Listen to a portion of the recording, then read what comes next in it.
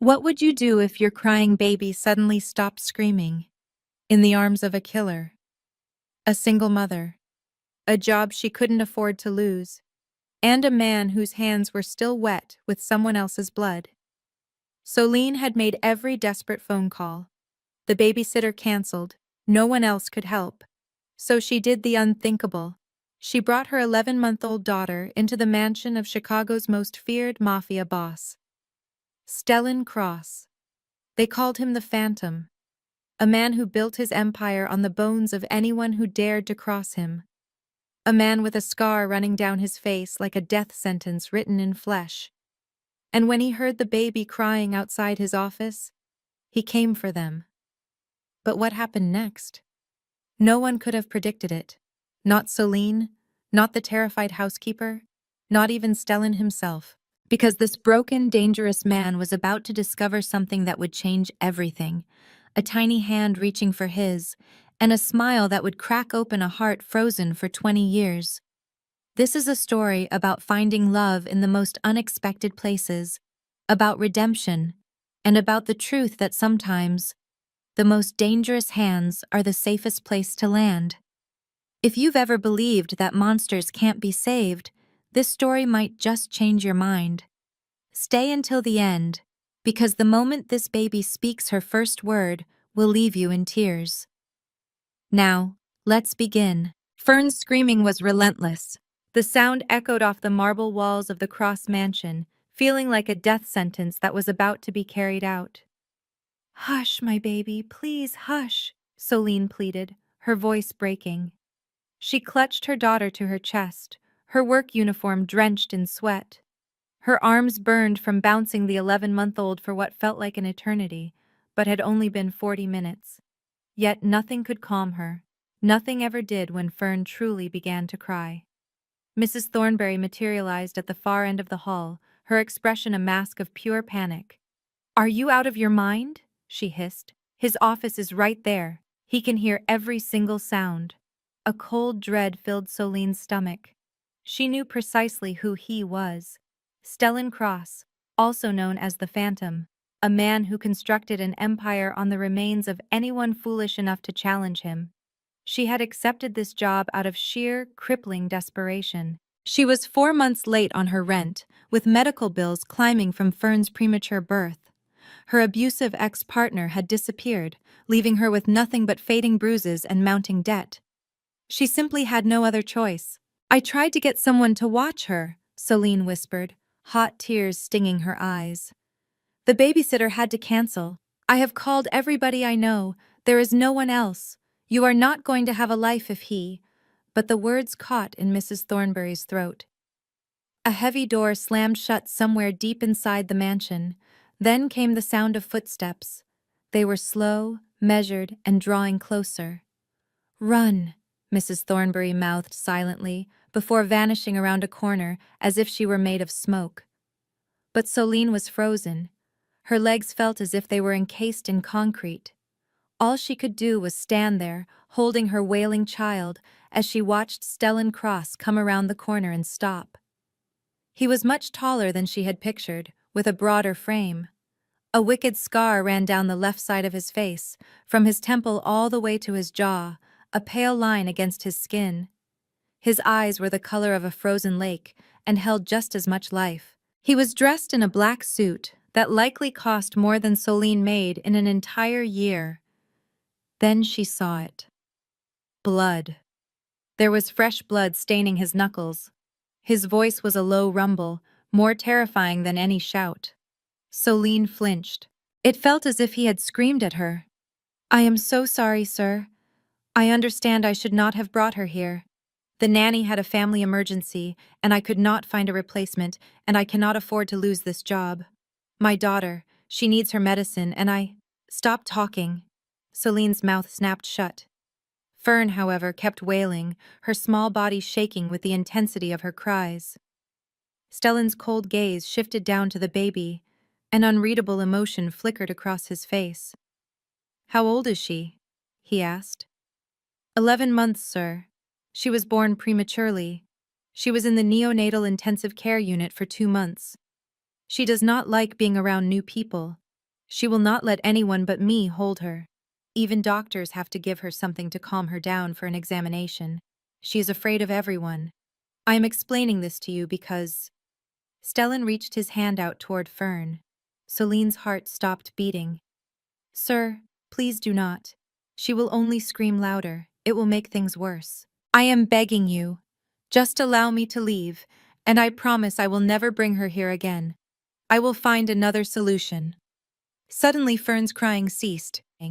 The abrupt quiet was so profound that Celine completely forgot how to breathe. Her daughter's head lifted from her shoulder. Her large blue eyes, still glistening with tears, fixed on Stellan Cross, with a focus that made no sense at all. And then, Fern smiled. Celine had not once seen her daughter smile at a person she did not know. Not a single time in 11 months. But Fern was smiling now, extending both of her arms toward this man, making little grasping motions with her tiny fingers. No, Celine whispered in disbelief. Baby, no! Fern whined and began to squirm, struggling to get to Stellan. Her small body strained forward, her hands opening and closing with desperation. She wanted to be held by him. This monster, this dangerous man. Her daughter wanted him. Give her to me, Stellan commanded.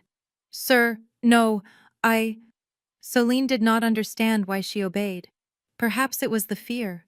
Perhaps it was the strange authority in his voice. Or perhaps it was the way Fern was looking at him, as if he were the only truly safe place in the entire world. She placed her child into the arms of Chicago's most feared man. And Fern, her screaming, impossible to console, afraid of everyone baby girl, immediately wrapped her arms around Stellan Cross's neck.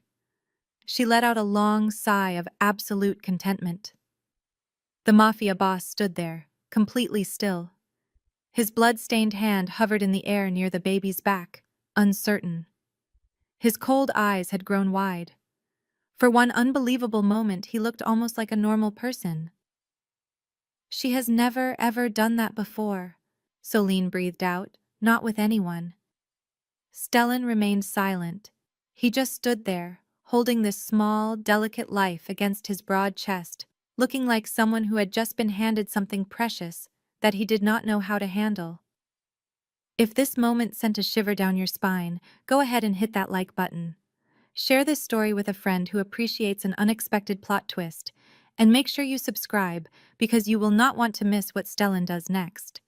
Sometimes the most dangerous hands are the safest place to land. Stellan turned and walked away, not waiting to see Celine's reaction. Fern still had her little arms wrapped around him. Tightly around his neck, her blue eyes were closed, and her breathing was even, as if she had discovered the most secure place in the universe. Celine stood motionless for a second, and then another, her brain failing to comprehend what she had just witnessed. Her feet started moving before her mind could catch up, following the man who held her daughter as if it were the most ordinary thing imaginable. They proceeded down a long, cavernous hallway, past priceless oil paintings that adorned the walls and perfectly arranged floral displays. Every one of Stellan's footsteps landed with quiet confidence on the marble floor. Every one of Celine's steps trembled just behind him. The large double oak doors swung open, and Celine found herself in an entirely new reality. Stellan Cross's office was as large as the entire rundown apartment she called home. The ceiling was incredibly high, adorned with a magnificent crystal chandelier. Windows stretched from the floor to the ceiling, offering a panoramic view of the entire city of Chicago. The skyscrapers glittered like a forest made of diamonds against the night sky. The walnut floor was buffed to such a high shine that Celine could see her own distorted reflection in it. A huge black mahogany desk was positioned in the middle of the room, holding only a sleek laptop and an old-fashioned brass lamp. A massive bookshelf dominated one entire wall, packed with leather-bound books that appeared to have never been touched. But it was not the opulence that stole Celine's breath. In one corner of the office was a glass cabinet that reached from the floor nearly to the ceiling. Displayed inside, arranged meticulously on black velvet stands, were at least 20 different firearms. There were handguns, rifles, and other weapons she could not even identify. They shone under the lights, maintained with the kind of care reserved for priceless art. Celine swallowed nervously. This was his reality, a world of violence, weapons, and death, and her daughter was sleeping soundly in the arms of the man who commanded it all. "Sit down," Stellan commanded, motioning with his chin toward a black leather chair. The chair was positioned opposite his desk. Celine sat down. She felt she had no other option. Stellan moved around the desk, his one arm still securely supporting Fern, before he settled into his own large chair. He repositioned the child with a cautiousness that was strangely tender. He let her head rest against his shoulder, his large hand covering almost all of Fern's small back. The dried blood on his knuckles smudged against the fabric of his expensive suit. He did not appear to notice or care. Stellan's cold, gray eyes fixed on Celine. Under the office lighting, the scar on his face was even more visible. It was a jagged, brutal line running from his temple to his jaw, telling a violent story she dared not even try to imagine. His voice remained calm and still terrifying. "You will now explain to me why you believed bringing a child into my home was an acceptable decision." Celine took a shaky breath. She was aware she should invent a lie. She should create a story that sounded less pathetic, but those gray eyes were staring right into her soul. It felt as though they could see every single thought inside her mind. And she understood that lying to this particular man would be the very last mistake she would ever make. "My daughter's babysitter called me at 5 o'clock this morning," she started, her voice sounding hoarse. Her mother had suffered a stroke. She needed to get on a plane to Florida right away. I made 17 different phone calls. 17. Not one person could help me. "Why?" Stellan interrupted, his gaze never wavering. "Why was there no one who could assist you?" "Because I have no one," Celine admitted, hearing her own voice crack. "My parents were killed in a car crash when I was 16. I do not have any brothers or sisters, no other family. My friends walked away a long time ago because—" She trailed off. "Because of what?" "Because of my ex-boyfriend." Celine stared down at her hands, which were clenched together in her lap. "He did not like it when I had friends. He did not like it when I spoke to anyone else. He did not like me doing anything that he had not approved of." A tense silence filled the room. When Celine finally looked up, she noticed that something in Stellan's eyes had shifted. They were still cold, still impossible to read, but different. But a shadow followed them. Something menacing. "He hit you." It was not a question, but a declaration. Celine gave a small nod, a knot forming in her throat. "For 2 years, I was too afraid to leave because he swore he would end my life. Then, I learned I was pregnant." She cast a look at Fern, her daughter, who was still sound asleep on Stellan's shoulder, completely oblivious to the agonizing past her mother was now revealing. "He assaulted me when I was 7 months along. He beat me so terribly that I ended up in the hospital. She was born 2 months premature. She weighed less than 2 kilograms. The doctors told me she might not make it." Celine's voice cracked with the memory. "Fern was in an incubator for 62 days. For 62 agonizing days, I sat right there beside her, pleading, begging anyone in the heavens or on earth to please let her live. And while all of that was going on, he vanished. He left me holding all his gambling debts, which were in my name. He left me with the mountain of hospital bills. He left me in an apartment with 4 months of unpaid rent." Tears streamed down Celine's face, but she made no move to wipe them away. She was far too exhausted to even try to hold on to her dignity. Fern's immune system is incredibly fragile because she was born so early. She requires medication. She requires constant doctor visits. She needs so many things I cannot give her. I was let go from 3 different jobs because I needed to take days off to look after her whenever she got sick. This position, she lifted her head, her eyes meeting Stellan's directly. "This position was my very last hope. If I am fired, my daughter and I will be living on the streets. So yes, I understood that bringing her here was a reckless thing to do. I knew exactly who you are. I knew you could kill me for simply causing you an inconvenience, but I was out of options. When my choices were a definite firing or a possibility of being killed, I took the possibility, because at least with that, there was a tiny glimmer of hope. Celine went quiet, her breaths coming in short, rapid bursts. She had revealed too much. She was sure of it, but once the words started, they wouldn't stop. Everything she had kept locked inside for nearly 2 whole years burst forth like a collapsing dam. The office was swallowed by an intense silence. Stellan did not say a word. He just observed her with an unreadable expression on his face. One of his arms still cradled Fern, and his thumb was subconsciously stroking the child's small back. Fern shifted in her sleep, letting out a faint murmur, and then her little arms tightened around Stellan's neck. Celine witnessed it for just a fraction of a second. Stellan's intense gaze softened as he looked down at the little girl in his arms, just for an instant before the icy hardness returned. "What is his name?" Stellan demanded, his voice lowering into something truly frightening. "The man who did this to you. What is his name?" Celine went rigid. She understood immediately that his question was not driven by simple curiosity. It was a vow of violence, of retribution, of awful things that would happen if she gave him an answer. Celine shook her head. "It is not important," she said in a rush. "He is gone. I have no idea where he is, and I have no desire to find out." Stellan examined her for a very long moment, his gray eyes as sharp as daggers. Celine had the disquieting feeling that he did not believe her, or at the very least, that he understood she was concealing something. But he did not push her for more information. Not at that moment.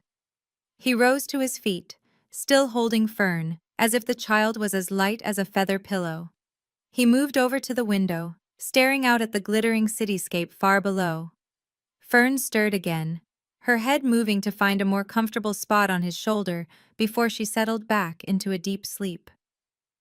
Stellan remained there in complete silence for almost a minute. Celine was afraid to move a muscle. She was afraid to even breathe. She just sat there, waiting for him to pass judgment. Fired, or something much worse. She had braced herself for either outcome. "You and the child will be moving in here." Celine was absolutely convinced she had heard him wrong. "What was that you said?" "There is an apartment located in the east wing of my estate," Stellan explained, his back still to her. "2 bedrooms, completely furnished. You will move in this afternoon." Celine jumped to her feet, her heart hammering against her ribs. "Sir, I am confused. What exactly are you saying?" "I am saying that you will live here."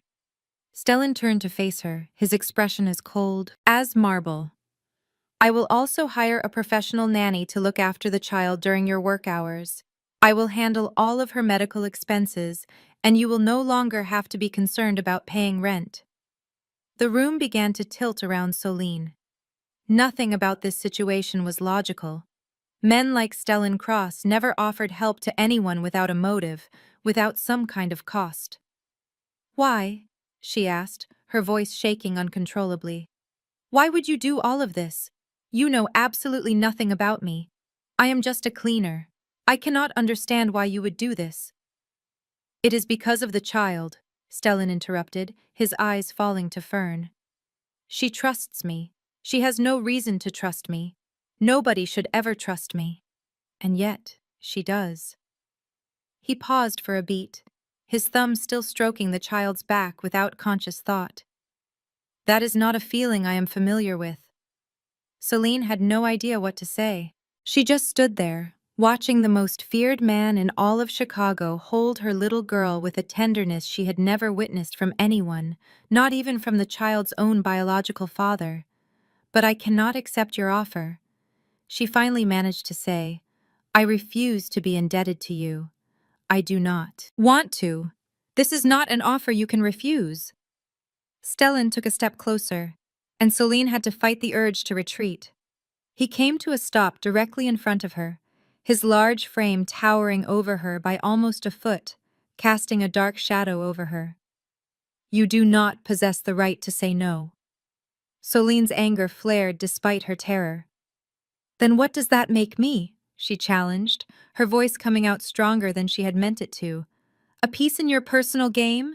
Just something you can purchase with your money? I am not. You are a mother who is starving herself so that her daughter has enough to eat, Stellan countered, his voice like shards of ice.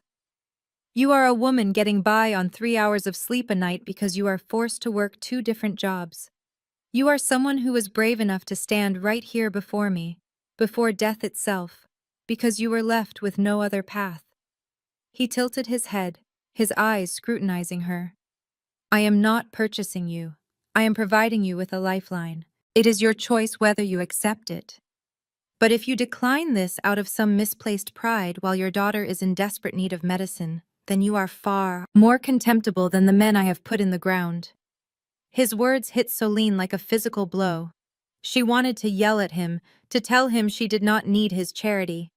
But just then, Fern stirred, making a small, contented sound in her sleep, and every last ounce of pride inside Soline crumbled into dust. She gazed at her daughter, so fragile, so pale and small, perpetually sick, because Soline could not pay for the proper treatments. The child who slept on a thin blanket on the floor of a cold apartment because Soline could not pay for the heating. The child who deserved so much more than Soline could ever provide.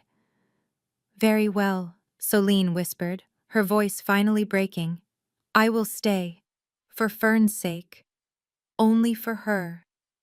Stellan nodded once, as if he had expected this exact result all along. Mrs. Thornberry will show you to the apartment, he stated. Your things will be brought over within the next 2 hours. The new nanny is scheduled to begin tomorrow. He glanced down at Fern one last time, and for a fleeting instant, Soline saw a hint of softness flicker in those frigid eyes. And now, he said, let the child rest. She appears to like it here. The apartment was not really an apartment. It was a fantasy Soline would never have allowed herself to imagine. Mrs. Thornberry opened a solid oak door, and Soline had to grip the wall to keep her legs from giving out. The living room was enormous, with cream-colored velvet couches, plush fur carpets, and massive windows that looked out onto the estate's flawlessly kept gardens. The open-plan kitchen had a refrigerator that was completely stocked with food, the kind of food Soline had not been able to buy in many months. Fresh fruit, whole milk, cuts of beef. She had to avert her gaze so Mrs. Thornberry would not see the tears welling in her eyes. The main bedroom featured a large double bed with immaculate white linens and a feather comforter so fluffy that Soline wanted to collapse onto it and weep. But it was the other room that completely shattered her composure. Fern's room. The walls were a soft mint green, adorned with hand-painted butterflies and flowers that seemed to flutter around the window. A white crib with a thick cushioned mattress and soft blankets was situated in the corner. The shelves were overflowing with stuffed animals, vibrant stacking toys, and soft cloth books for a baby. The closet door opened to show rows upon rows of tiny clothes, dresses, rompers, socks, and hats, every single item brand new, and all of them in Fern's exact size. He had all of this prepared, Mrs. Thornberry explained, her voice sounding much warmer than Soline had ever heard it. Within 2 hours. Soline stood there in the center of the room, tears now streaming unchecked down her face. She thought about her old apartment, where Fern had to sleep on a thin mat on the bare floor, where Soline would pile 3 worn-out blankets on top of her child because she could not afford to turn on the heat. She thought about the long nights she spent awake, listening to her daughter cry from the biting cold, feeling like the most inadequate mother on the planet. And now she was here, in this room, surrounded by this warmth. She had no idea what she was meant to feel. Was it gratitude, or was it fear? It was probably both. A knock on the door startled Soline out of her thoughts. She quickly wiped her eyes and went to open. A woman of Asian descent stood on the threshold. She appeared to be in her 40s, with dark hair pulled back into a neat bun, and her expression was serene, but her eyes were as sharp as surgical steel. She was dressed in a plain black outfit, but her posture, the way she scanned her surroundings, projected an unusual air of authority. I am Miss Hayashi, she introduced herself, her voice both gentle and resolute.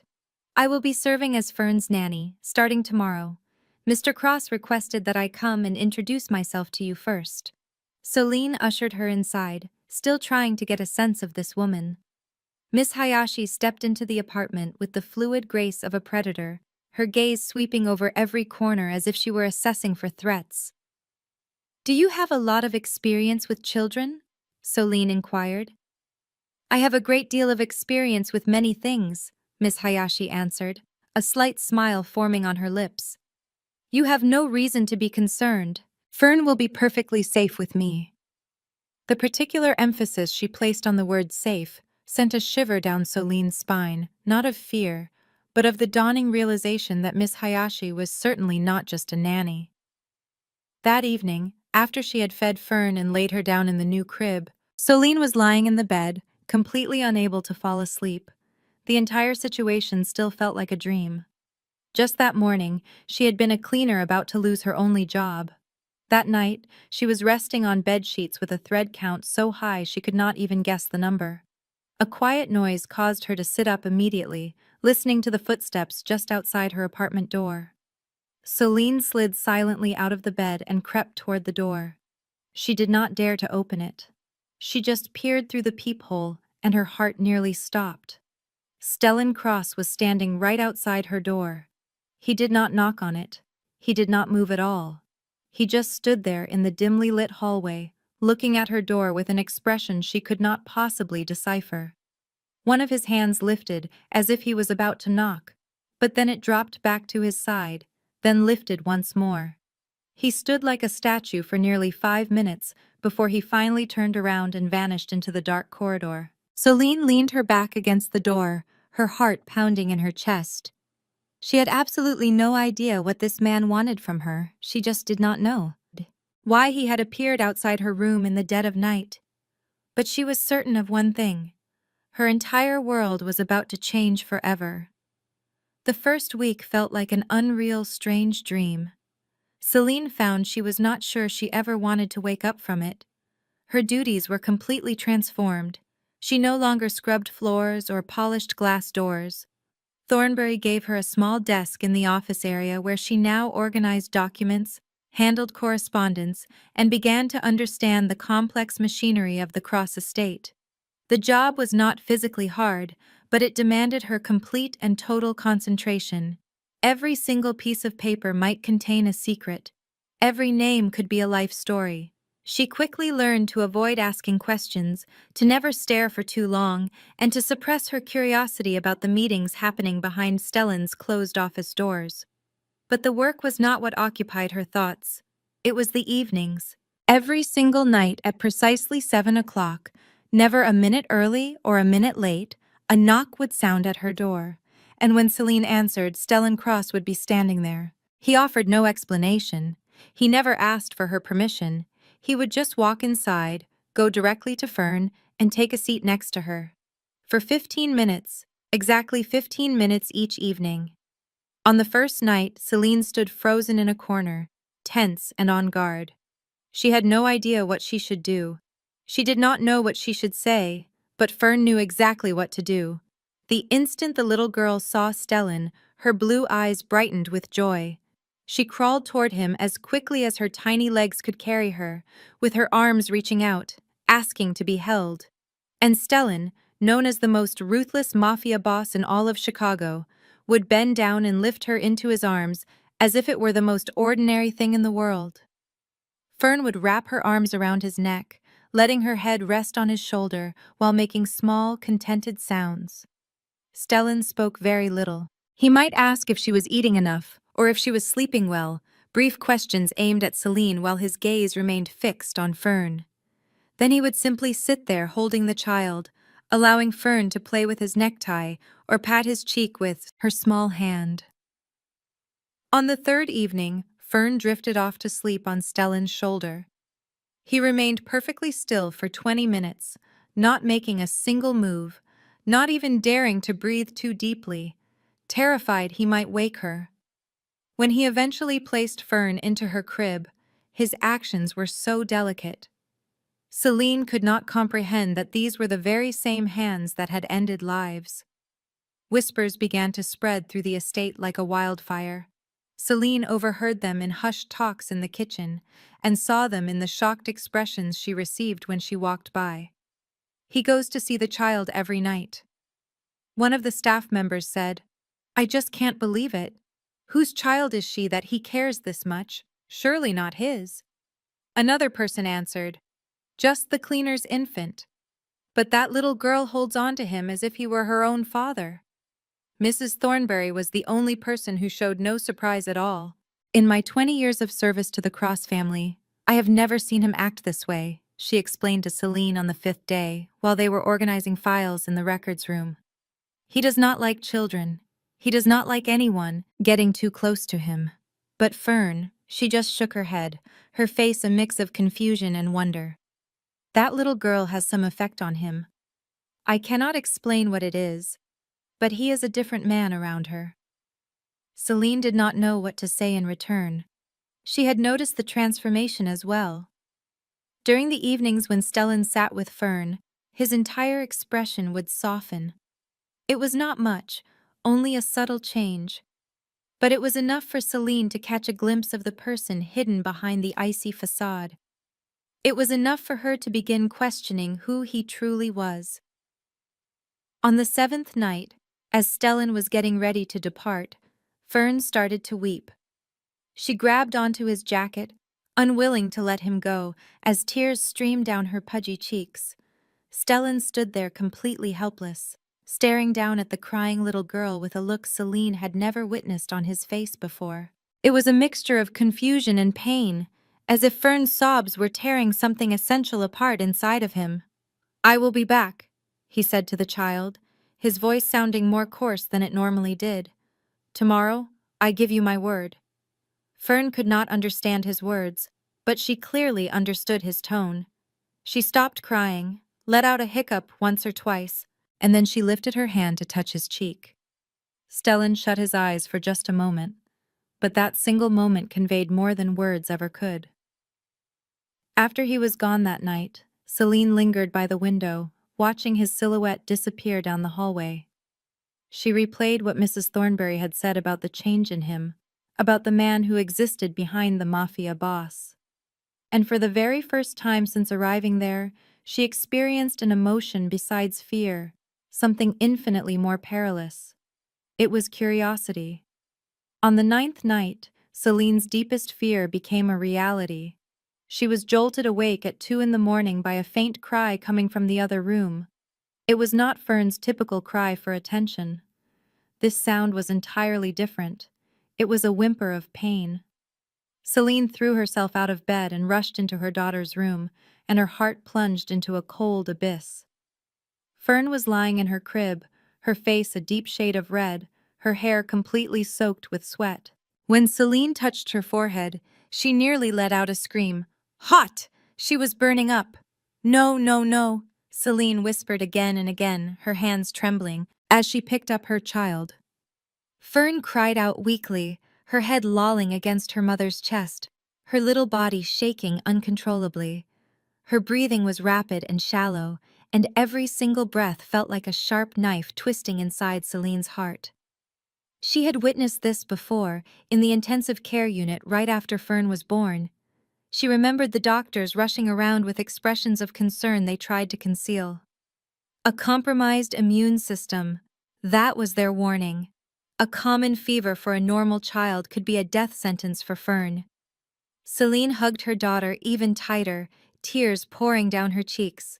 She had no money to call for an ambulance. She had no health insurance. She had absolutely no one. "You are going to be okay," she murmured, unsure if she was trying to comfort Fern or herself. "Mommy will figure something out. Mommy will." Suddenly, the bedroom door was thrown open. She spun around, her heart pounding in her chest.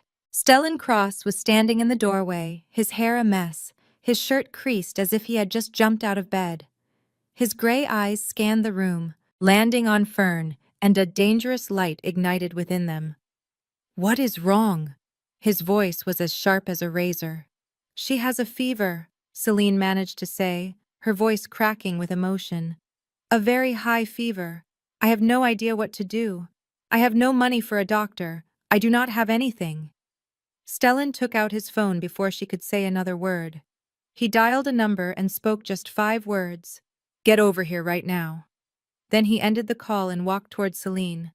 Give her to me. Celine did not hesitate for a second. She placed Fern into his strong arms and almost instantly, the child stopped crying. Her breathing was still fast. She was still burning with fever, but she was no longer crying, as if just being held in Stellan's arms made the pain tolerable.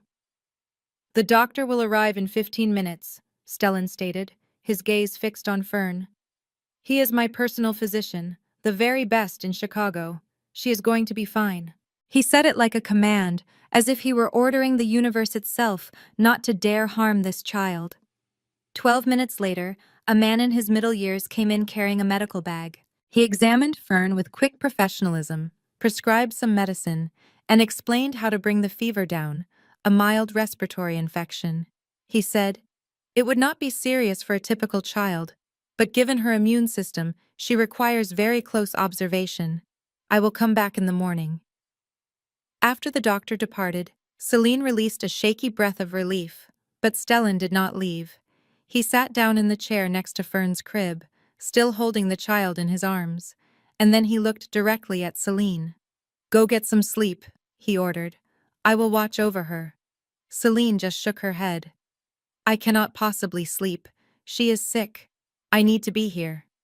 "You have to rest," Stellan interrupted, his tone leaving no room for disagreement. "You are on the verge of collapsing. You will be no help to her if you also become ill." She wanted to argue with him, but she knew he was right. She was completely exhausted and utterly terrified. She had not slept well in months or even in years. And now, watching Stellan sit there holding Fern, his face serious and focused, she felt a sensation she had not experienced in a very long time. She felt safe. She did not leave the room.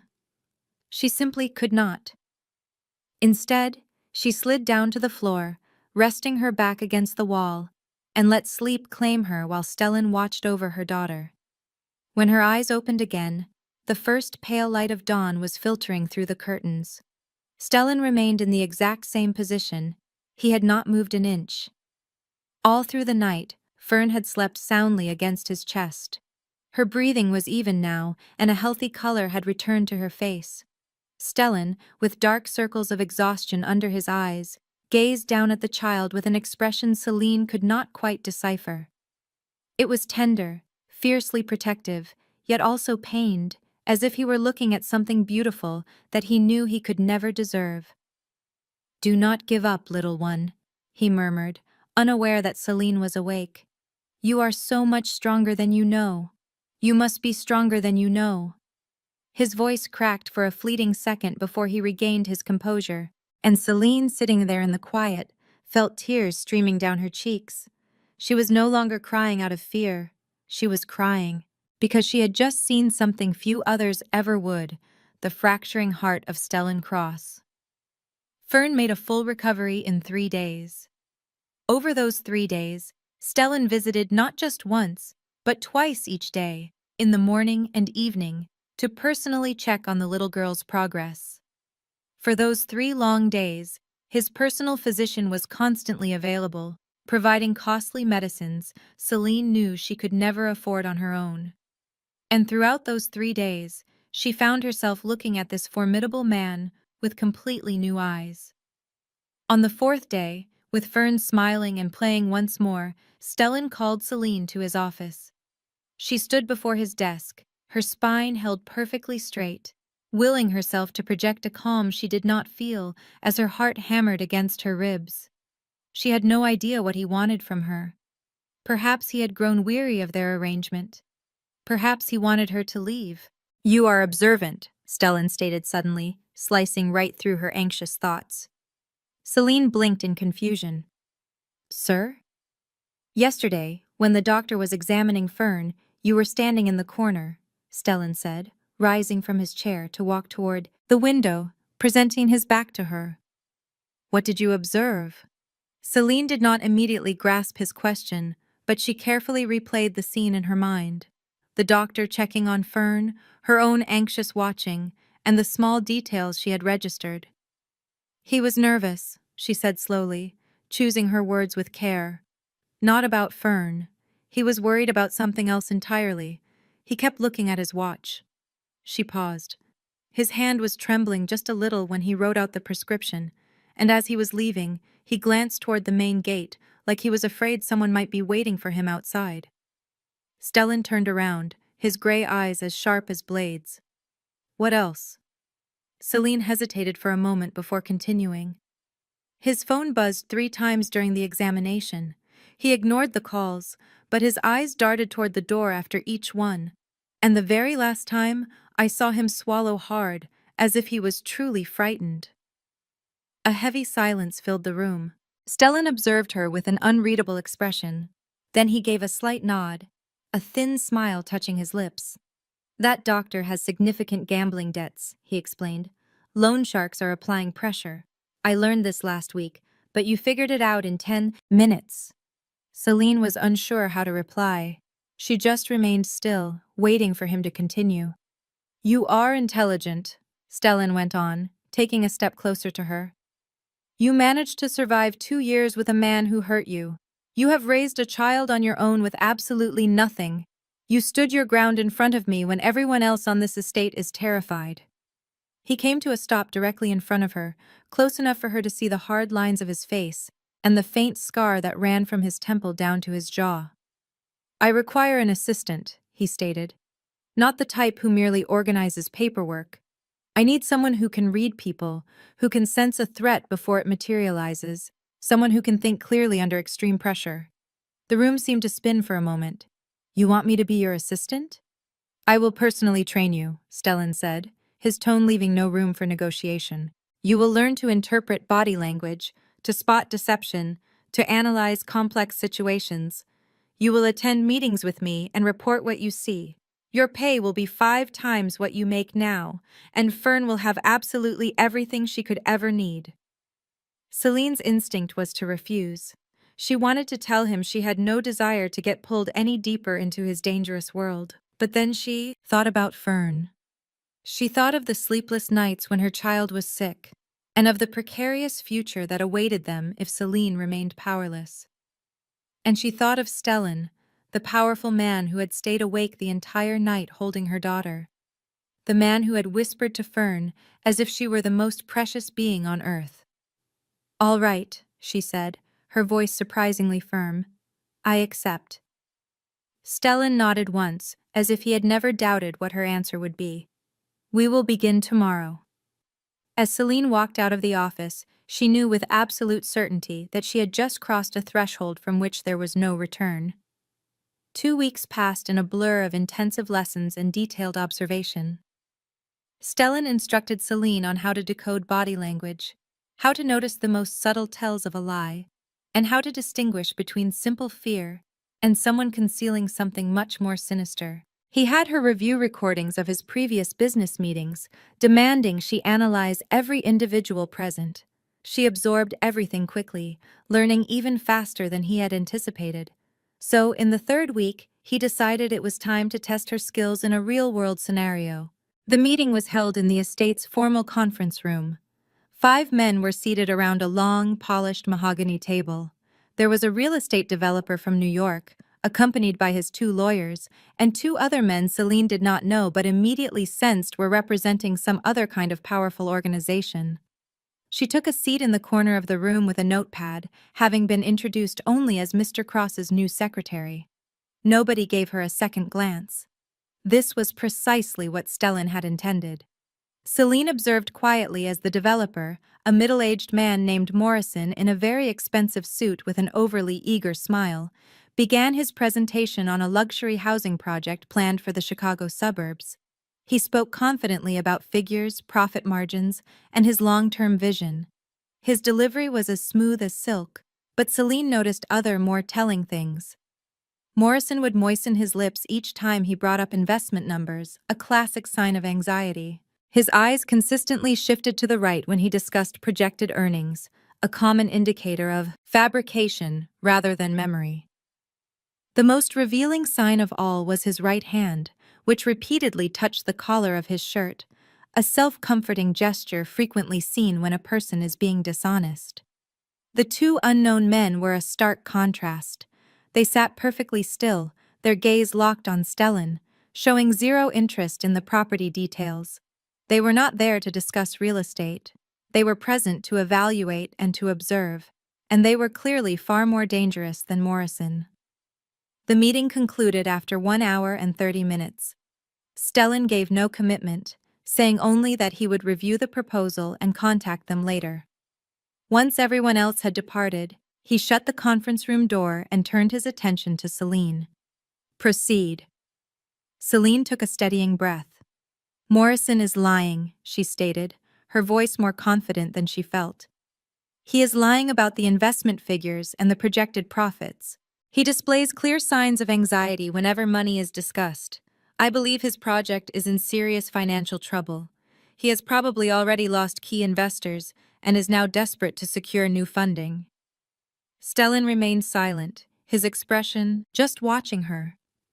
"His lawyers are aware he is lying," Celine pressed on.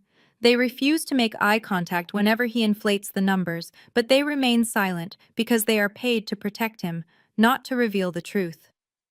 "And the other two men?" Stellan prompted. Celine took a brief pause. "They have no interest in the real estate deal. Their purpose was to assess you. They watched your every move throughout the entire meeting, gauging how you reacted, how you spoke, and how you deferred your decision. I do not know who they are, but they are dangerous men. The one with the salt and pepper hair is especially so. He watched you as if he were actively searching for a vulnerability." Silence hung in the air. Stellan regarded her with an inscrutable look. Then, he did something so unexpected it almost made Celine stumble. He smiled. It was not the cold or mocking smirk she was used to, but a genuine smile. It was fleeting, but it was powerful enough to completely change his scarred face. "Morrison is on the verge of declaring bankruptcy," he confirmed. "He lost 2 of his major investors last month. He is utterly desperate. And the other 2 men are emissaries from a Detroit Mafia family. They are trying to decide whether to propose an alliance or to start a war. You analyzed the situation perfectly." A surge of relief and quiet pride washed through Celine, but she kept her composure. "I had a very good teacher," she replied, her tone deliberately neutral. Stellan gazed at her for a long moment, his eyes containing an emotion Celine did not dare to identify. "You are a single mother," he said, his voice low. "You learned to read people because your very survival depended on it. That is why you are so good at this. That is the reason I chose you." As he turned to leave, Celine felt her heart begin to beat much faster than before. It was not a rhythm of fear, but of something else entirely. Something she understood she should not be feeling for this man. 1 month went by, and Celine settled into the new cadence of her life. She grew familiar with the high-stakes meetings, with the constant analysis of people and their motives, with Stellan's steady presence, and with the particular way he would look at her after she delivered an accurate assessment, including those brief, charged moments when their gazes held for just a second too long, but she never, ever grew accustomed to moments like this one. That evening, Celine got back to her apartment much later than usual. A difficult meeting with an investment firm from Los Angeles had extended until almost 10 o'clock at night, and a deep exhaustion had settled into her bones. All she wanted was to fall into bed.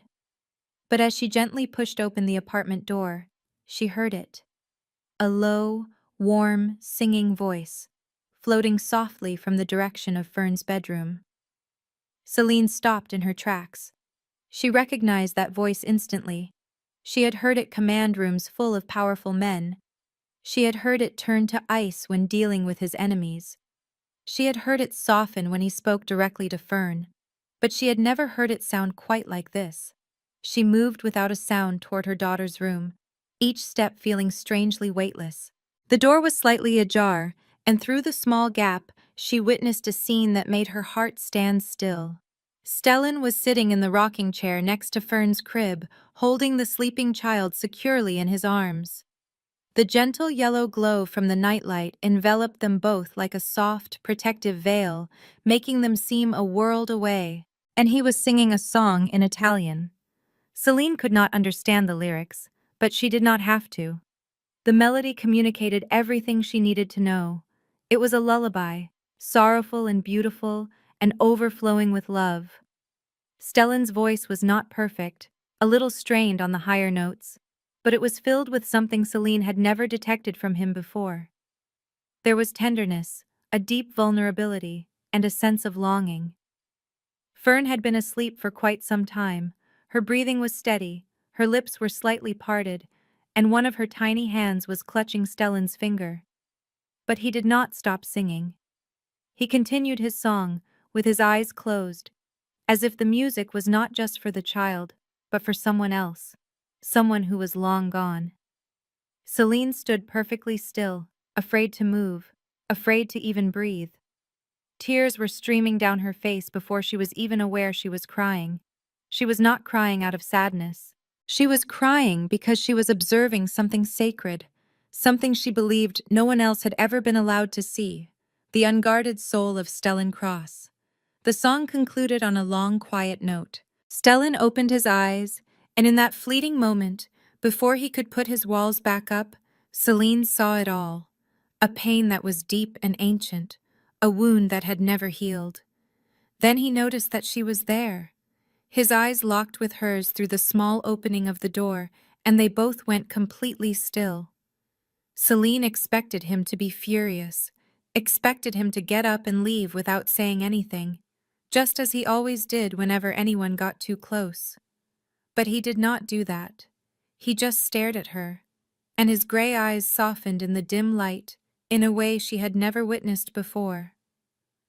"My mother used to sing me that song," he said, his voice quiet and raspy, every single night until she was no longer able to sing.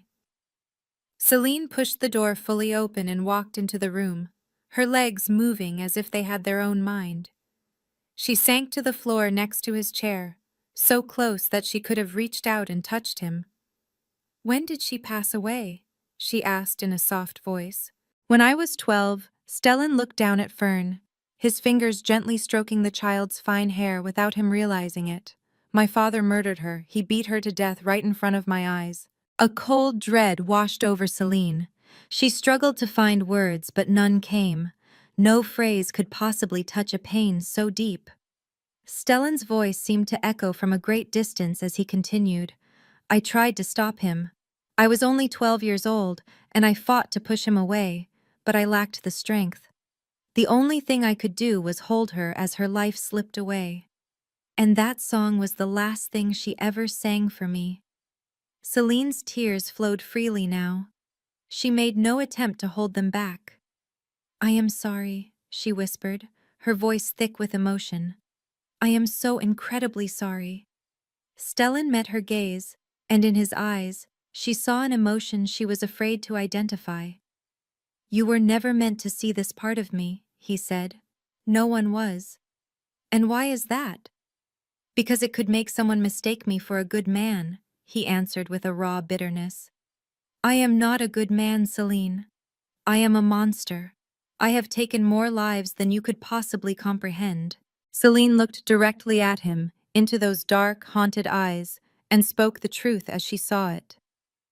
"Fern does not believe you are a monster. She looks at you as if you are her entire world. Children possess an instinct about people. They are never mistaken." Stellan did not respond.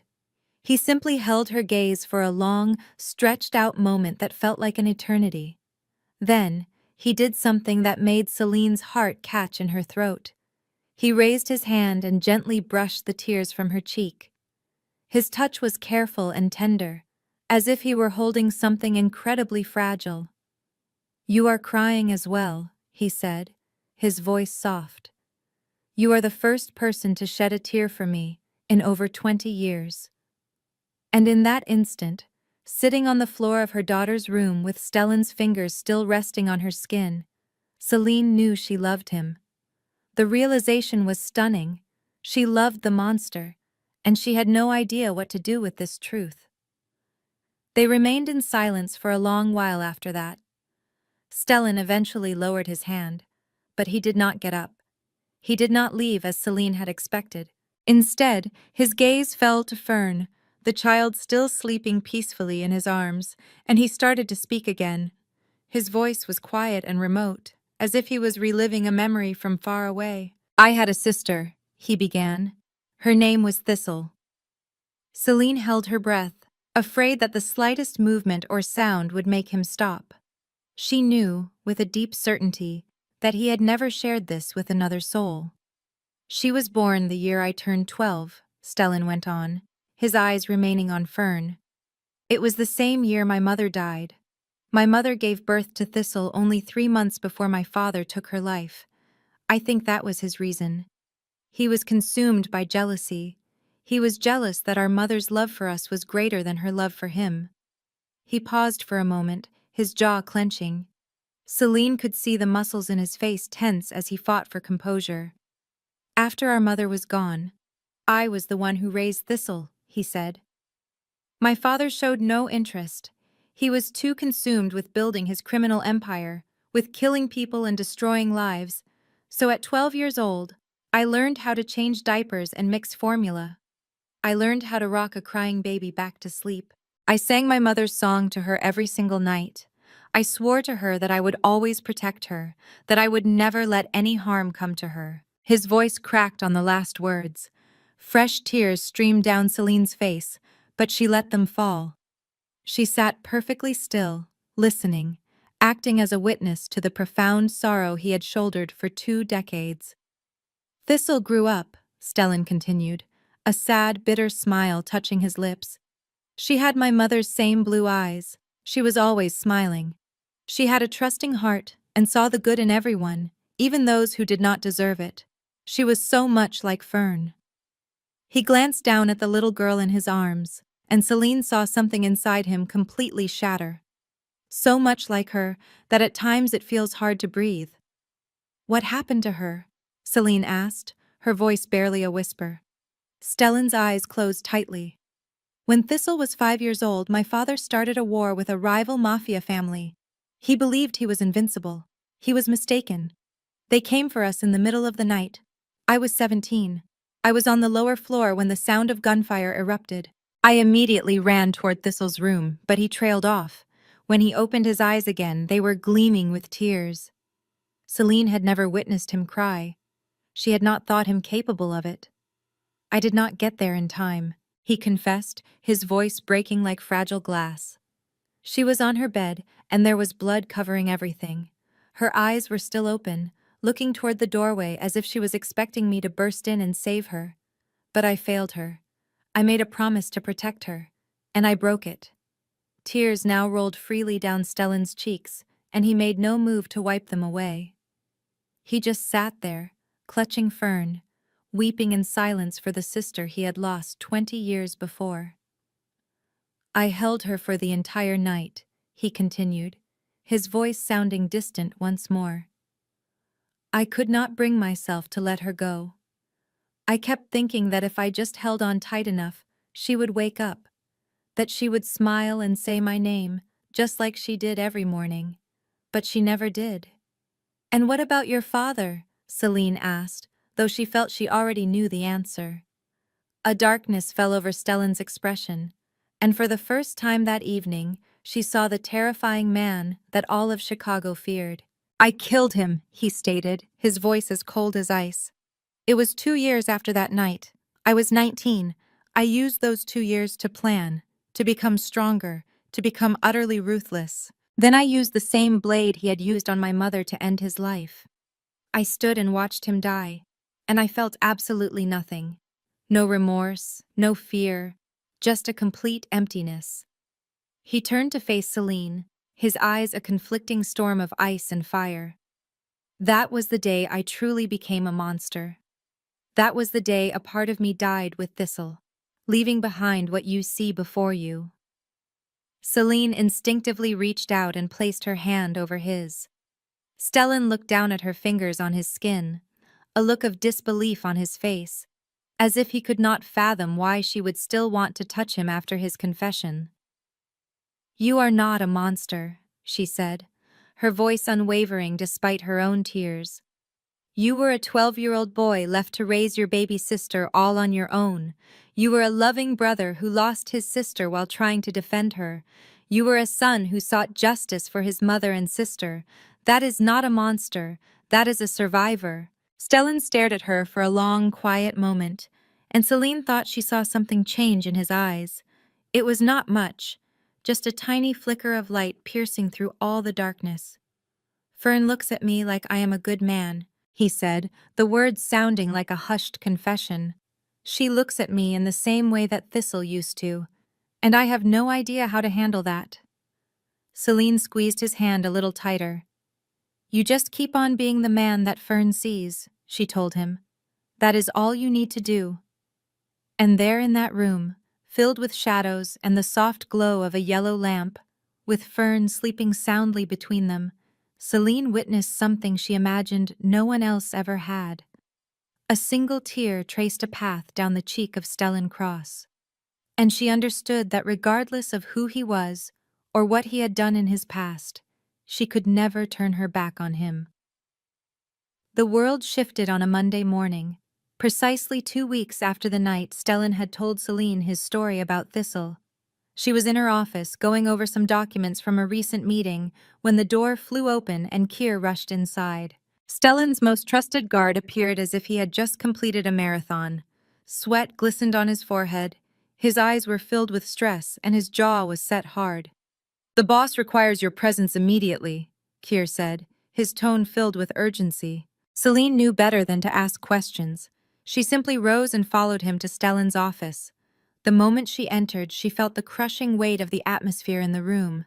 Stellan was behind his desk, flanked by 5 men she knew as his most trusted guards. The tension was a blade hanging in the air. Stellan's eyes found hers and held them. "Harlan Mercer," he said, and the name landed in the silence like an explosion. Celine recognized the name instantly. In the Chicago underworld, everyone knew of Harlan Mercer, the South Side Mafia boss and Stellan's bitter rival. His father was once an ally to Stellan's own, before Stellan murdered his father to seize the empire. Harlan had promised to have his revenge. For 20 years he waited, quietly amassing power. "And now he is making his move," Keir stated, taking a step forward. "Our intelligence confirms he has reached out to at least 3 other families in the Midwest: Detroit, Milwaukee, and Indianapolis. They are all weighing an alliance with him." "To do what?" Celine asked, though the answer was already a cold certainty in her gut. "To kill me," Stellan answered, his voice like ice. "Harlan has no interest in my territory. He wants me dead. He wants to wipe every person and everything connected to me off the face of the earth." Celine felt the warmth drain from her body, the blood in her veins turning to frost. Everything connected to him. That meant her. That meant Fern. "We are increasing security," Stellan announced, his gaze shifting to his guards. "Double the patrols on the perimeter. Nobody gets in or out without my direct authorization. And I want guards on Celine and Fern's apartment 24 hours a day." The men gave a sharp nod and moved out to execute their orders. Once they were alone, Celine moved toward Stellan. "I need to leave," she said, her tone far more stable than she felt. "If Harlan is targeting those close to you, Fern and I are a liability here. We make you vulnerable. We are your weakness." "No," Stellan said at once, his voice sharp and absolute. "You are not going anywhere." "Stellan, this is not a time for arguing." He closed the distance between them. He was so near she could trace the lines of the scar on his face, so close she could feel the heat rolling off his body. "Where do you honestly think you would be safer?" he demanded. "Out in the world alone with an 11-month-old baby? Or in this estate, the most fortified property in Chicago, with an entire army prepared to lay down their lives for you?" Celine wanted to fight back, to tell him she had managed to survive on her own for years. But she knew he was right. Against men like Harlan Mercer, she couldn't protect Fern. She could not even protect herself. "Why?" she asked, her voice cracking. "Why do you care so much what happens to us? We are nothing. I am just a cleaner you took in. Because she looks at me as if I am a good man, Stellan interrupted. And for the very first time, Celine detected something in his voice besides cold command. Because you were the first person who shed a tear for me in 20 years. Because when I am with you and that child, I feel as if maybe, just maybe, I am not a complete monster.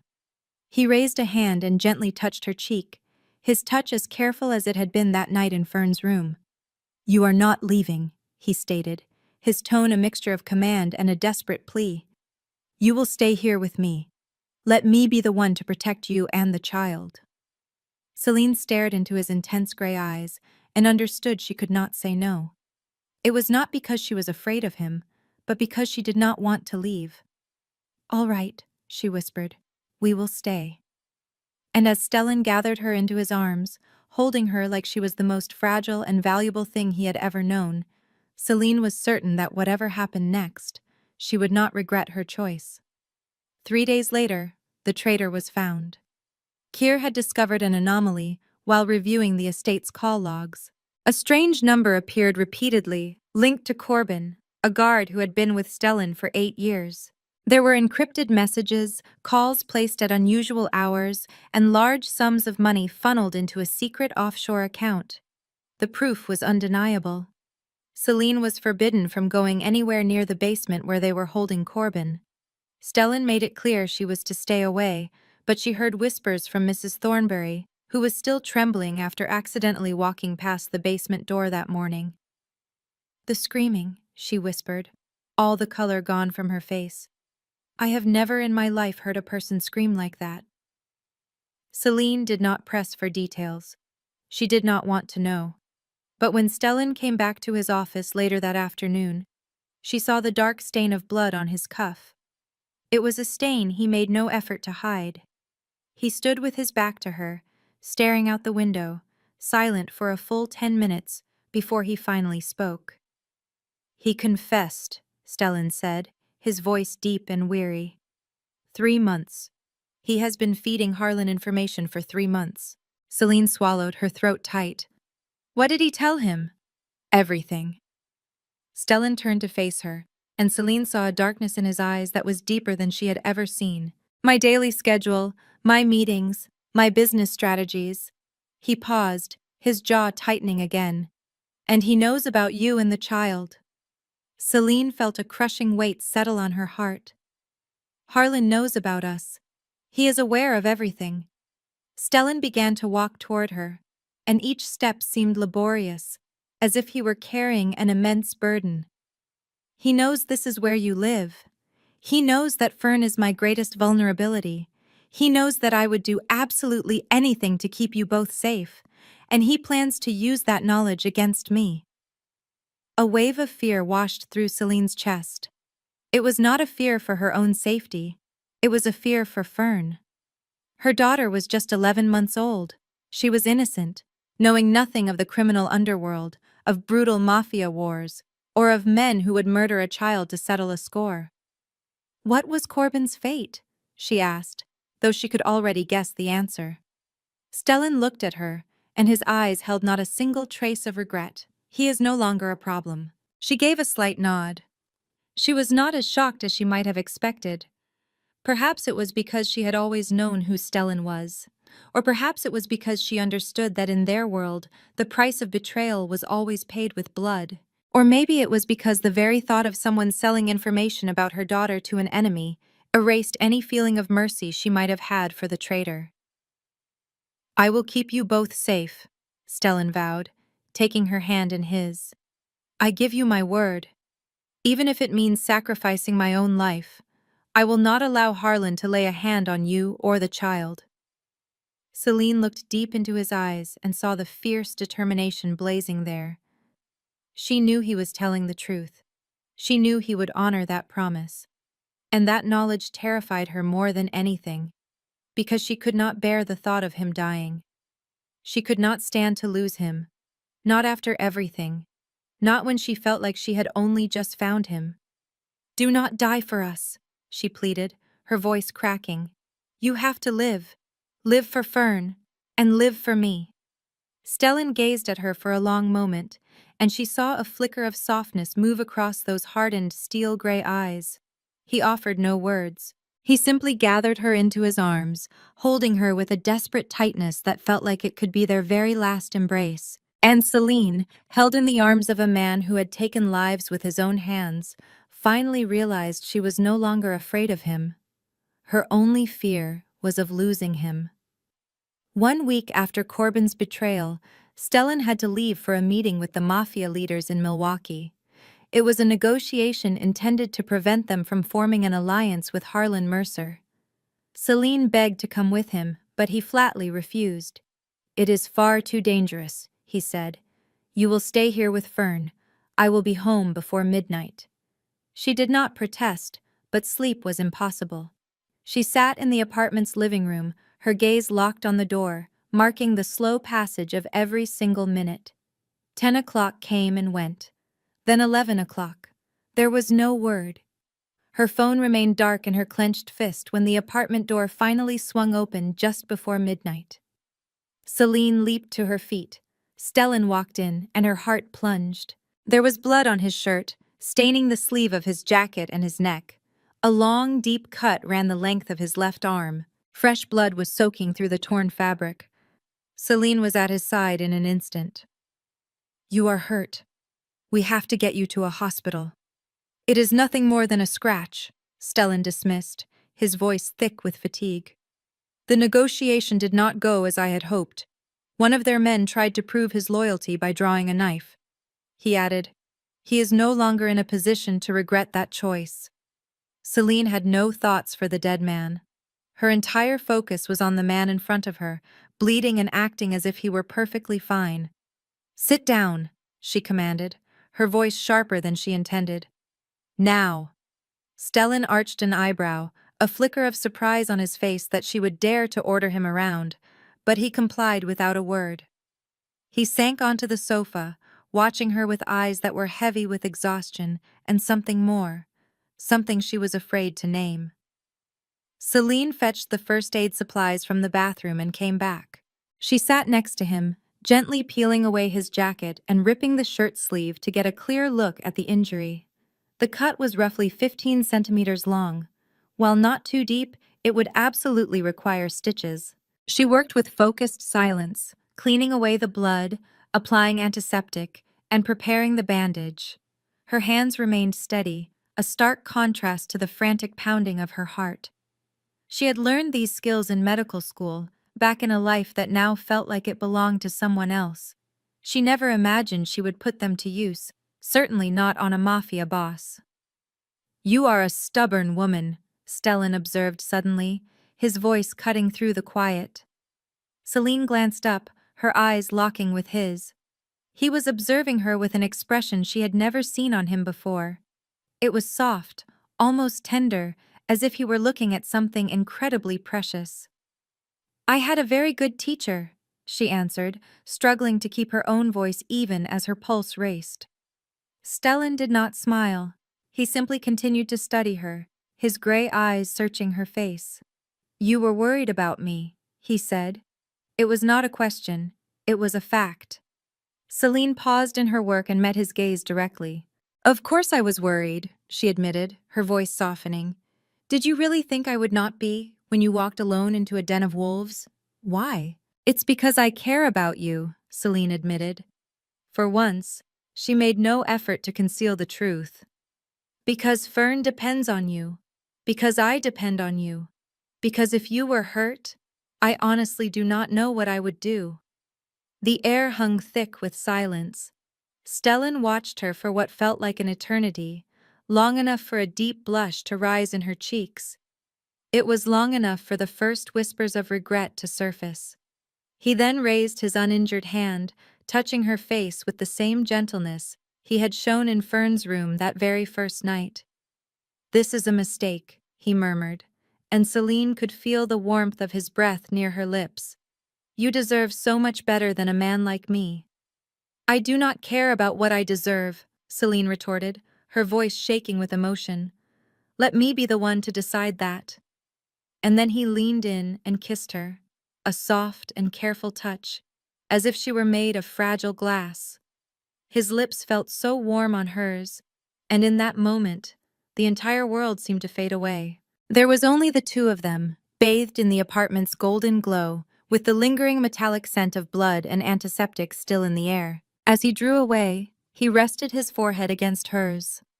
His gray eyes met hers, and in their depths, she saw something she finally had the courage to name. It was love. "I will keep you safe," he vowed in a whisper. "I would give my life for you." Celine's heart felt like it would burst from her chest. She pulled him back down, kissing him again. This was not a gentle kiss. It was filled with a desperate longing, a raw need, and every single emotion she had suppressed for so very long. She did not want him to die for her. She desperately needed him to live. Just to live. To keep holding her this way. To live. To keep kissing her like this. To live. And to look at her as though she was the only thing that mattered in his universe. All of this unfolded on a Tuesday evening. It was just 3 days after their first kiss. Celine was in Stellan's office, going over some contracts he wanted her to examine. Fern was sound asleep in their apartment, with Miss Hayashi watching over her.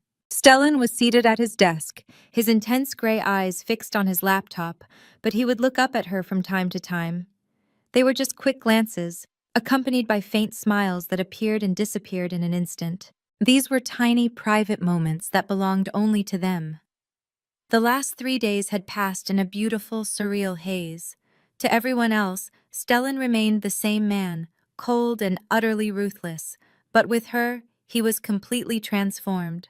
A light brush of his fingers as they passed in the hall, a hurried kiss stolen in a deserted corridor, a look of profound tenderness when he believed she was not looking. Celine had no idea what they were building. She could not see where this path was leading them. All she knew was that she never wanted it to stop. She felt happy. For the very first time in so many years, she was experiencing true happiness. And that was the exact moment her world violently exploded. The sound arrived first. It was a piercing whistle that ripped through the air, like the sound of death itself taking a final breath. Then, the immense floor-to-ceiling glass wall of the office completely shattered. Shards of glass flew into the room like a hailstorm. Celine cried out, a pure instinct, raising her arms to protect her face. But she was not nearly fast enough. Stellan launched himself over his desk. His body crashed hard into hers, knocking her down to the floor as he shielded her completely with his own. Sharp pieces of glass cut deep into his back. She heard the sound of his shirt ripping and felt his entire body stiffen from the sheer agony. Yet he did not shift a single inch. He only held her more securely, pulling her in closer as he lowered his head, his mouth right next to her ear. "Stay down," he hissed, his voice strained through clenched teeth. "Do not move." A storm of gunfire broke out. It was not just one shot. There were dozens, coming from outside, from the courtyard down below, from every conceivable direction. The sounds of screams, frantic footsteps, and roaring engines filled the air. The entire estate was under siege. Stellan pulled his phone from his pocket and dialed a number without even looking at it. Hayashi. His voice was as cold as ever, even with blood streaming down his back. "Lock down the safe room immediately. Protect the child at all costs." He hung up and looked down at Celine, his gray eyes blazing in the dim light. "Listen to me very carefully," he said, his tone low and urgent. "You are going to crawl to that door. You are going to run straight back to the apartment. You will go into the safe room with Fern. The access code is 0815. Can you remember that?" Celine managed a nod, her heart pounding violently against her ribs. "But what is going to happen to you?" "I will take care of this," Stellan answered. As he raised his head, a handgun seemed to materialize in his grasp from thin air. "Go, right now." "I cannot just leave you here by yourself," Celine said, her voice trembling uncontrollably. "I just cannot." "Yes, you can," Stellan interrupted, his gaze locking with hers. "You will do it for Fern. She needs you. She cannot afford to lose her mother." Fern. The name of her daughter was like a beacon, cutting through the dense fog of her terror. Her baby was in the apartment. She must be so frightened. She needed her mom. Go, Stellan repeated, and this time his voice softened, becoming as gentle as it was when he spoke to Fern. I will come and find you later. I give you my word. Celine wanted to respond. She wanted to tell him that she loved him, to plead with him to stay alive, to tell him she could not bear to lose him. But there was simply no more time. The gunfire was getting much closer now. The screams were spreading across the estate grounds, and Stellan was already rising to his feet. His back was a mess of blood, the gun was steady in his hand, and he was moving toward the ruined window. She heard his voice cut through the blackness outside, utterly cold and deadly. It was completely devoid of the man who had held her and kissed her just 3 nights ago. You have all just made the final mistake of your lives. Then the roar of gunfire intensified, and Celine began to crawl toward the door. Tears streamed down her cheeks, and her heart felt like it was breaking as she left him to face the danger alone. She ran through the corridors, the sharp glass on the floor slicing into her feet, her blood leaving trails on the polished marble. It did not matter. Her thoughts were only on Fern, on Stellan, and on the promise he had made. I will find you later. He had to keep that promise. He simply had to live, because if he were to die, she had no idea how she could possibly continue on at all. Celine ran with a speed she never knew she possessed. The corridor seemed to stretch on forever, its lights flickering as the estate's power grid began to fail under the assault. Gunshots echoed from all around, punctuated by screams, the shattering of more glass, and the sickening thud of bodies hitting the ground. The entire estate had been turned into a war zone. She rounded the corner into the hallway. This one led to the east wing, where her apartment and her daughter were waiting. 50 meters to go, then 40, then 30. Suddenly, she stopped dead in her tracks, as if she had run into a solid, invisible barrier. 2 men were blocking the path ahead. They were dressed entirely in black, with masks concealing their faces and guns held ready in their hands. And they were staring directly at her. There she is, one of them said, his voice dripping with satisfaction. The prize the boss is waiting for. A cold dread washed over Celine, turning her blood to ice. She took 1 step back, then another. But there was no escape. The long, empty corridor was behind her. In front of her stood 2 killers, sent by Harlan Mercer. She was completely trapped. Take her, the second man commanded. The boss wants her breathing, so keep her alive. They started to move toward her. Celine knew she had to act. She could not allow them to capture her. She could not let them use her as a weapon against Stellan. She absolutely could not let Fern lose her mother. Her eyes scanned the area frantically, searching for anything to use as a weapon. A decorative vase, a framed picture, anything at all. But before she could even make a move, a dark figure burst from the shadows behind her. It was Stellan. He moved like a phantom with incredible speed and deadly purpose. Before the 2 assailants even had a chance to react, he was already upon them. He delivered a sharp blow to the first man's throat. The man collapsed, gagging for air, his weapon clattering onto the marble floor. The second man fired his gun, but Stellan twisted away, the bullet only grazing his shoulder. He then seized the gunman's arm and wrenched it with brutal force. A dry, cracking sound echoed as the bones snapped. A scream was choked off into silence as Stellan used their own weapon to finish them both. 2 quick shots, and 2 bodies slumped to the ground. The entire encounter took less than 10 seconds. Celine just stood there, shaking, unable to fully grasp what she had just witnessed. She had always been aware that Stellan was a dangerous man. She had known he was capable of killing, but to see it happen right before her eyes was a completely different reality. He was savage. He was without mercy. He was like death itself given human form. And he had just ended 2 lives to keep her safe. "Run!" Stellan commanded, his voice surprisingly firm. He seized her hand and pulled her into a sprint. Blood flowed freely from his shoulder and from the wounds on his back, yet he showed no sign of slowing.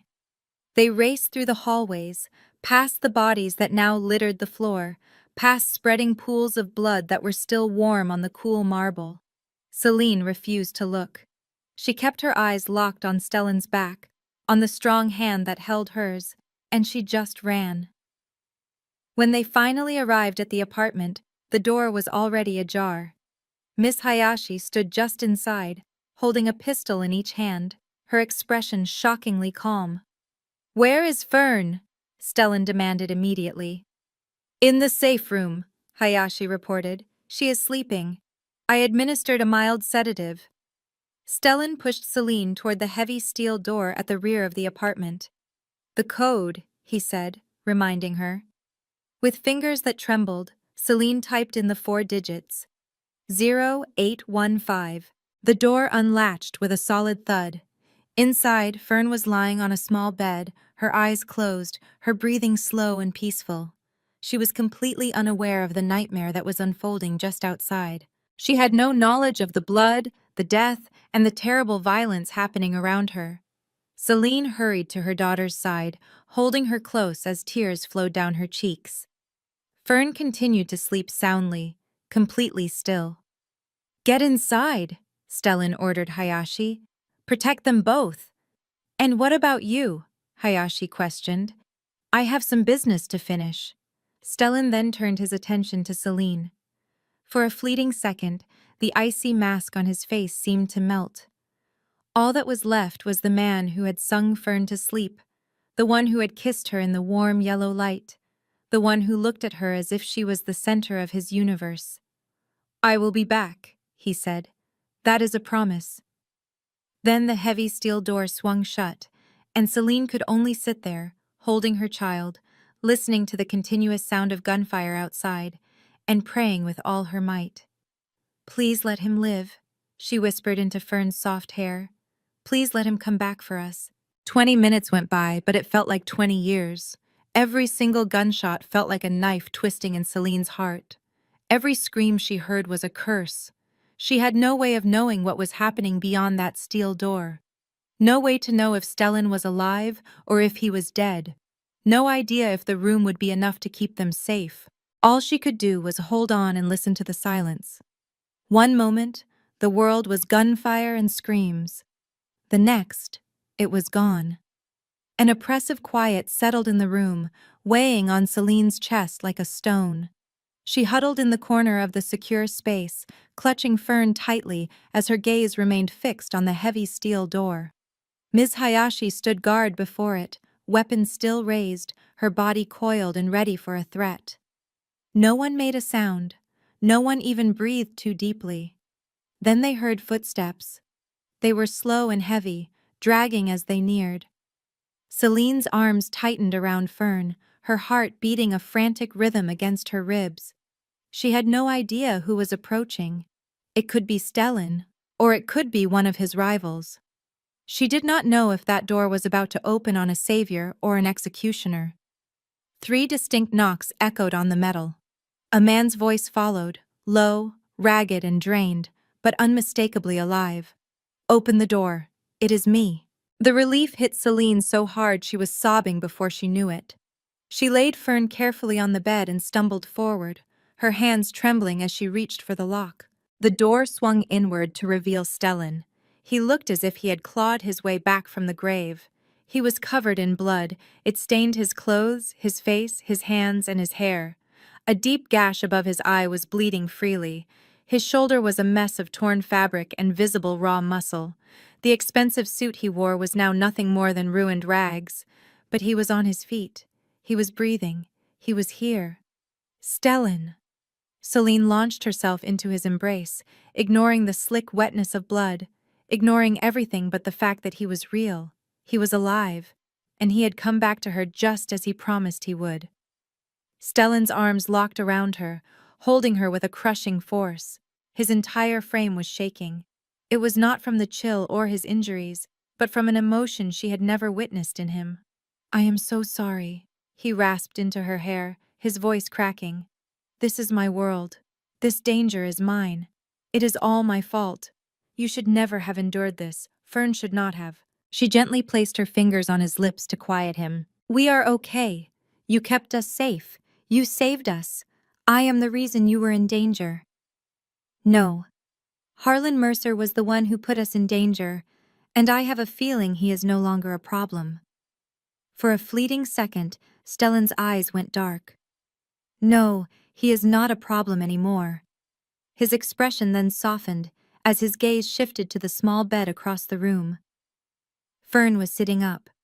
Her wide blue eyes were fixed on the blood-soaked man who filled the doorway. Soline worried that Fern would be terrified, that the sight of him in this state would make her scream. He was covered in blood and wounds, carrying the shadow of death itself. But Fern did not scream. Instead, she slid off the bed and walked on unsteady legs toward Stellan, her little arms reaching up to him. He bent down and lifted her, ignoring the pain from his bleeding arm and the profound exhaustion that settled deep in his bones. Fern wrapped her arms around his neck, just like she always did, resting her cheek against his shoulder. Then she leaned back, her tiny face creased with worry as she looked at the cut on his forehead. And then she said her first word, "Aoi." A single word, spoken with perfect clarity. Soline went still. Miss Hayashi froze in place. It felt as if the entire world had paused. Fern reached out a tiny finger and touched the wound on Stellan's forehead. Her touch was gentle and careful, as though she was afraid of causing him more pain. "Owie," she repeated, her voice filled with concern. "Hurt?" Stellan looked down at the small child cradled in his arms, and at that moment, Soline witnessed something she had believed to be impossible. Tears began to slide down Stellan Cross's face. The man who had likely ended more lives than she could count that very night was now weeping because a little girl of 11 months had just spoken. "Her first word," he whispered, his voice thick with emotion. "Her first word is Owie." "Owie," Fern said again, patting his cheek in a clear attempt to comfort him. "Owie." Stellan pulled her closer, squeezing his eyes shut as more tears fell. He made no effort to hide them. He did not try to appear strong. He simply stood there, a broken and bloodied man, holding a child who was not his own but who loved him unconditionally, and he let himself cry. "I am okay, little one," he managed to whisper. "I am okay."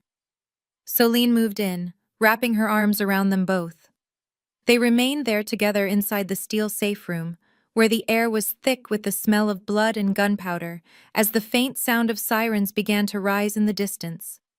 They were a family, battered, bloody, and imperfect, but a family nonetheless. "Stay with me," Stellan said, his voice sounding like a desperate prayer. "Both of you, please stay with me. Let me be the one who protects you. Let me love you. Let me be more than just a monster." Soline tilted her face up to his, looking directly into eyes that were swimming with tears and pain and a fragile new hope. "You already are," she told him softly. "You have been for a very long time. You just were not able to see it." Fern tightened her little arms around both of their necks, as if she would never let them go. "Owie," she said one more time, and then a bright smile broke across her face. "All better?" And though Soline had no idea where Fern had learned that phrase or how she could possibly understand its meaning, she knew with absolute certainty that the words were for Stellan. "It hurts right now, but it is going to be all right. Everything is going to be all right." 6 months later, the Chicago summer air was warm and carried a gentle breeze. The vast gardens of the Cross estate were blooming with roses and lavender, their sweet perfume hanging in the air. Soline stood on the veranda, taking in a peaceful scene she never would have imagined could be part of her life just half a year ago. "She is running," she called out, a brilliant smile lighting up her face. Fern, now 17 months old, was making her way across the perfectly green lawn. Her small legs were a little wobbly, but she moved with determination. 2 tiny braids bounced with each determined step. Her joyous laughter sounded like chimes in the wind. She was no longer the frail and pale baby from before. Her cheeks had a healthy, rosy color. A vibrant light sparkled in her eyes. her health had blossomed under proper care and love. "I have got you now." Stellan emerged from behind a rose bush, leaning down to sweep Fern up into his arms. He spun her around in the air, and Fern's laughter exploded with pure delight. It was the most beautiful sound Solene had ever heard. On this day, Stellan was dressed in jeans and a plain white shirt, a world away from the costly suits he wore to his meetings. The scar on his face was a permanent reminder of that night. The wound on his forehead had healed into a thin line, but his eyes were completely transformed. They were no longer cold as ice or empty like a void. Now, there was a light inside them. There was life. There was so much love. "Daddy!" Fern shouted, patting her hands on Stellan's cheeks. "Daddy! Daddy! Daddy!" Stellan froze for a moment. Even after hearing that word for the past month since she first started saying it, he never seemed to get used to it. Every single time, his eyes would grow misty. Every single time, he held her just a little bit closer. "She calls me Dad," he said to Solene, his voice filled with wonder as she joined them. "She calls you Dad because that is who you are to her," Solene answered, putting her arms around both of them. "You are her dad in every single way that counts." Stellan looked at her then, and his gaze said everything his words could not. It held gratitude, love, and a deep devotion. It was a silent vow that he would defend them with his very last breath. He was, of course, still Stellan Cross, the phantom who commanded Chicago's underworld. He was still a dangerous man, still merciless with his enemies. But for the two people in his arms, he was someone entirely different. He was a father. He was a partner. He was a man finally learning how to truly live after 20 years of simply existing. Fern clapped her hands against both Stellan and Solene, a wide grin on her face. Daddy, Mommy, love. 3 little words. But inside them, they held an entire universe. The 3 of them laughed together, standing in the sun-filled garden, holding on to each other and laughing. They were a family forged not from blood, but from choice, from love, and from the powerful idea that every person is worthy of being saved. Sometimes, the brightest light can emerge from the very darkest of places. Sometimes, redemption arrives in the small, trusting hands of a child. And sometimes, monsters do not have to be slain, they just need to be loved. Today's story concludes here, but its lesson will stay with us. In our lives, we may find that the people who appear the most formidable are often the ones who need love the most. Sometimes, a heart that seems to have been frozen for years can be thawed by the innocent trust in a child's eyes. And sometimes, our true family is discovered in the most unlikely of circumstances. If this story resonated with you, we invite you to subscribe to our channel, give this video a like, and share it so that more people can enjoy meaningful stories each day. What emotions did this story bring up for you? Have you ever known someone who seemed cold and distant, only to discover a warm and caring heart inside? We would love for you to share your experiences in the comments section below. We are always eager to hear the thoughts that come from the depths of your heart. Thank you so much for listening all the way to the end. We wish everyone watching this video good health, a life filled with joy, and many peaceful, happy days surrounded by the people you hold dear. Goodbye for now, and we will see you again in our next video. This content was carefully researched, crafted, and manually edited by our team to bring you meaningful stories and valuable life lessons. Thank you for being part of our journey.